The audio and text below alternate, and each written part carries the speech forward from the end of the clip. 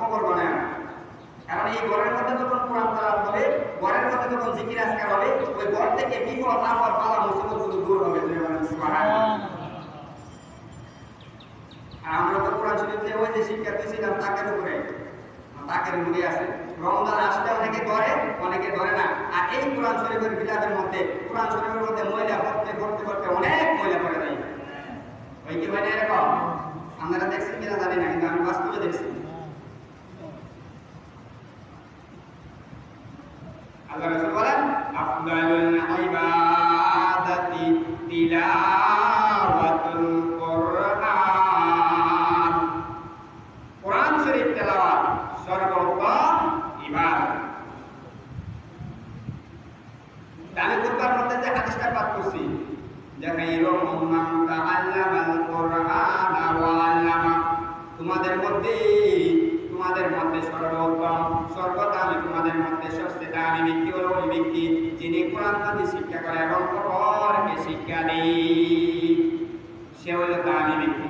কোরআনের সাথে যার সম্পর্ক থাকবে, কোরআনের সাথে যার সম্পর্ক থাকবে, কোরআনের ছোঁয়া যার মধ্যে লাগবে, সে দামি হয়ে যাবে। সুবহানাল্লাহ। আচ্ছা, আপনারা আলেমকে মহব্বত করেন কেন? কোরআনের সাথে সম্পর্ক থাকার কারণে নাকি অন্য কোনো কারণে? কোরআনের সাথে হাদিসের সাথে সম্পর্ক থাকার কারণে আমাদের বয়স যদিও ছোট হয়, কিন্তু আমরা সম্মান করেন। ঠিক কিনা দেখেন? একটা হাদিস যে গরিবের ছেলে সমাজে তার মূল্যায়ন করে না, তার বাপকে মূল্যায়ন করে না, কিন্তু সে হাদিস হওয়ার কারণে, কোরআন শরীফ ব্যক্ত করার কারণে তার নামাজ আগে কাপড় বার করে দেয়। ঠিক কিনা দেখেন? এই কোরআনের সাথে সম্পর্ক থাকার কারণে তার দাম বেড়ে যায়। সুবহানাল্লাহ। এজন্য মুসলমান ভাইরা আমার, কোরআন শরীফের মধ্যে যে রিহাল দিয়ে আমরা কোরআন তেলাওয়াত করি, রিহাল, ওই রিহাল হলো তুলাকারের, কিন্তু এই রিহালের দাম বেড়ে যায়। ঠিক কিনা? এই কোরআনের সাথে সম্পর্ক থাকার কারণে, কোরআনের সাথে লেগে থাকার কারণে আমাদের ঘরের মধ্যে সেগুন কাঠের কাঠ আছে না? সেগুন কাঠের কাঠ আছে, ভালো কাঠের, আকাশি কাঠের কাঠ আছে, কিন্তু এর মধ্যে পা লাগলে অথবা আমরা কি সুমুদেন নি? সুমুদেন? কিন্তু তুলার কাঠ দিয়ে রিহাল, ওই রিহাল পরে যায় অথবা নিচে পরে যায় বা পায়ে লাগে, তখন আমরা সুমু গাইতে পারি। সুবহানাল্লাহ। আর কারণ কি? ওই কোরআনের সাথে তার সম্পর্ক, কোরআনের সাথে তার সম্পর্ক থাকবে, কোরআনের সাথে তার সম্পর্ক থাকবে, কোরআন থাকবে, লেগে থাকবে, তার দেহের দাম বেড়ে যাবে। বলেন সুবহানাল্লাহ। এই জন্য মক্কা মদিনার দাম হয়েছে কেন? মক্কার মধ্যে কোরআন নাযিল হয়েছে, যে সূরাগুলো মক্কা নাযিল হয়েছে ওই সূরাগুলোর নাম হলো মাক্কি সূরা। কোন সূরা? কোন সূরা? মাক্কি সূরা আছে না? আর যে সূরাগুলো মদিনা নাযিল হয়েছে ওই সূরাকে বলা হয় মাদানী সূরা। এই জন্য মক্কার মধ্যে কোরআন নাযিল হওয়ার কারণে মক্কা দামি হয়ে গেছে। মদিনার মধ্যে কোরআন নাযিল হওয়ার কারণে এই জন্য মদিনা দামি হয়ে গেছে। মুসলমান ভাই আমার, যেই মাসটার মধ্যে কোরআন নাযিল হয়েছে ওই মাসটার দাম আল্লাহ তাআলা বাড়ায় দিয়েছেন। বলেন সুবহানাল্লাহ। আল্লাহ তাআলা কোরআনের মধ্যে বলেন, শাহরু রমাদানাল্লাযী উনজিলা ফীহিল কুরআন। আল্লাহ তাআলা রমজান মাসের মধ্যে কোরআন নাযিল করেছেন। বলেন সুবহানাল্লাহ। এই জন্য রমজান মাসের দাম বেড়ে গেছে। কেমন বেড়ে গেছে? রমজান মাসের মধ্যে যে ব্যক্তি একবার কোরআন শরীফ খতম করবে, আল্লাহ তাআলা তাকে 70 বার কোরআন খতমের সওয়াব দিবেন। রমজানের দাম বেড়ে গেছে।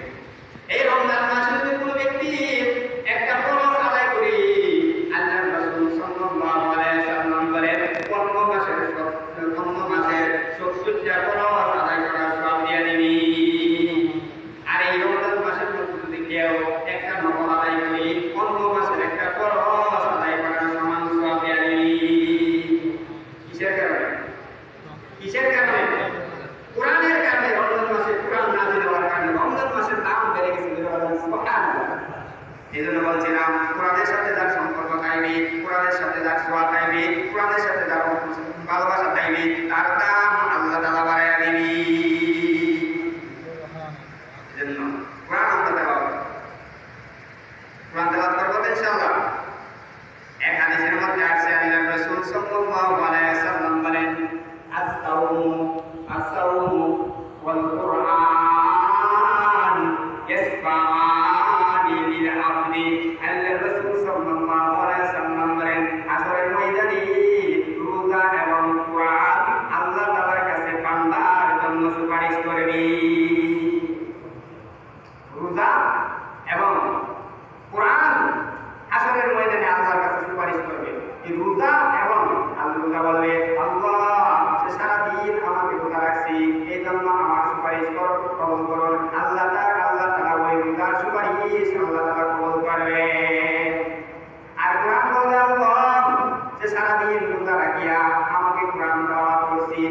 নিজ অনাহারে থাকিয়া আমাকে তেলাওয়াত করছে, এই জন্য আমার সুপারিশ কবুল করুন। তখন আল্লাহ তাআলা ওই কোরআনের সুপারিশ কবুল করবে। কোরআন যদি সুপারিশ করে কোথায় নিয়ে যাবে? জান্নাতে নিয়ে যাবে। এই জন্য আমরা কোরআন তেলাওয়াত করব। এই জন্য রাসূল বলেন আফদালুল ইবাদাতি তিলাওয়াতুল কুরআন। কোরআন শরীফ তিলাওয়াত সর্বোত্তম ইবাদত। কিন্তু আজকে আমরা কোরআন তেলাওয়াত করি না, করি? কোরআনের কাছে তো নাই, কিন্তু কোরআন এত দামি। আল্লাহ রাসূল বলেন কোরআন যখন যারা কোরআন পড়বে, কোরআনের সাথে সাথে সম্পর্ক রাখবে, ওই কোরআন তাদেরকে সুপারিশ করে জান্নাতে নিয়ে যাবে, জান্নাতে নিয়ে যাবে। আরেক হাদিসের মধ্যে আল্লাহ রাসূল সাল্লাল্লাহু আলাইহি ওয়াসাল্লাম বলেন, হে মুসলমান ভাইরা আমার, আল্লাহ রাসূল সাল্লাল্লাহু আলাইহি ওয়াসাল্লাম আরেক হাদিসের মধ্যে বলেন তাআল্লাম ফারাইদ ওয়াল কুরআন ওয়াল্লিমুন নাস ফাইন্নী মাবুদ। আল্লাহ তাআলা বলেন তোমরা পড়াশোনা কোরআন মানি শিক্ষা করো এবং অন্যদের লোকদেরকে শিক্ষা দাও, কেননা আমি চিরকাল থাকিব না। রাসূল বলেন তোমরা পড়াশোনা কোরআন মানি শিক্ষা করো। কি সমূহ? পড়াশোনা, নামাজ পড়তে কোরআন তেলাওয়াত লাগেনি, কেরাত পড়া লাগেনি। নামাজের মধ্যে কেরাত পড়া কি? ফরজ। নামাজের মধ্যে কেরাত পড়া কি? ফরজ। ওই ফরজ পরিমাণ কোরআন তেলাওয়াত শিক্ষা করা হলো ফরজ। যদি ফরজ পরিমাণ কোরআন তেলাওয়াত আপনি কোরআন শিক্ষা না করেন, তাহলে আপনি কবিরা গুনাহ করলেন। এই কবিরা গুনার জন্য আপনি জাহান্নামে যেতে হবে। এই জন্য রাসূল বলেন তলাবুল ইলমি ফারিদাতুন আলা কুল্লি মুসলিমিন। ইলম শিক্ষা করা প্রত্যেক মুসলমান করে ফরজ। কি বলছেন রাসূল? ইলম শিক্ষা করা প্রত্যেক মুসলমান নরনারীর উপরে কি ফরজ। কতটুকু ফরজ? এই পরিমাণ ইলম আপনি জানার জন্য ফরজ, এই পরিমাণ ইলম শিক্ষা করা হলো ফরজ। নামাজ যেমন ফরজ, রোজা যেমন ফরজ, হজ যেমন ফরজ, যাকাত যেমন ফরজ, ওই পরিমাণ ইলম শিক্ষা করা হলো ফরজ। প্রয়োজনীয় পরিমাণ ইলম জানা আপনার জন্য ফরজ। যদি কেউ ফরজ করে প্রয়োজনীয় ইলম করে, প্রয়োজনীয় ইলম শিক্ষা করা যায়, কেউ যদি ইমান ছেড়ে দেয় তাহলে কবিরা গুনাহ করবে। নামাজ যেমন ফরজ, রোজা যেমন ফরজ, প্রয়োজনীয় পরিমাণ ইলম জানাও ফরজ। এই ফরজ যারা ফরজ করবে, আল্লাহ রাসূল বলেন সে কবিরা গুনাহ করলো, আর ওই কবিরা গুনার জন্য সে জাহান্নামে যেতে হবে। শাস্তি হবে। প্রয়োজনীয় ইলম কি? প্রয়োজনীয় ইলমটা কতটুকু? প্রয়োজনীয় ইলম হলো নামাজ পড়লে কিভাবে নামাজটা হবে, নামাজ কিভাবে পড়লে হবে না, এই পরিমাণ ইলম জানা আপনার উপরে ফরজ। ওযু কিভাবে করলে ওযুটা হবে, কিভাবে ওযুটা করলে ওযুটা হবে না, কি কারণে ওযু ভেঙে যায়, এই ফরজগুলো জানা আপনার উপরে ফরজ। যাকাত কিভাবে দিলে যাকাত হবে, কিভাবে দিলে যাকাত হবে না, এই পরিমাণ ইলম আপনার জানা হলো ফরজ। রোজা কিভাবে রাখলে রোজা হবে, কিভাবে রাখলে রোজাটা হবে না, এই পরিমাণ ইলম আপনি শিক্ষা করা হলো ফরজ। হজ কিভাবে করলে হবে, হজ কিভাবে করলে হজ হবে না, এই পরিমাণ ইলম শিক্ষা করা আপনার উপরে ফরজ। আপনি ব্যবসা করেন, ব্যবসা কিভাবে করলে হালাল হবে, কিভাবে করলে হারাম হবে, এই পরিমাণ ইলম শিক্ষা করা হলো ফরজ। খালি সব হুজুরকে দিয়ে দিই, নিজে শিখি না, খালি হুজুরের মাসালা দিয়ে নিজে খরচ করে বসে গেছে। আছে না নাই? আমাদের ব্যবসা করে কিভাবে ব্যবসাটা করলে আমার ব্যবসাটা হালাল হবে, কিভাবে ব্যবসাটা করলে আমার ব্যবসাটা হারাম হবে, এই পরিমাণে এর আমাদের শিক্ষা করা হবে খরচ।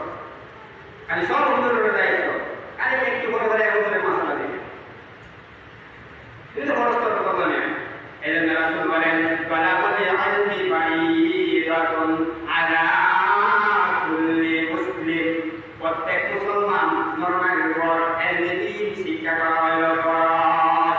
প্রয়োজনীয় ইলম শিক্ষা করা প্রত্যেক মুসলমান নরনারীর উপরে ফরজ। এই ইলম আমরা শিখতে বলি, কিভাবে শিখবে?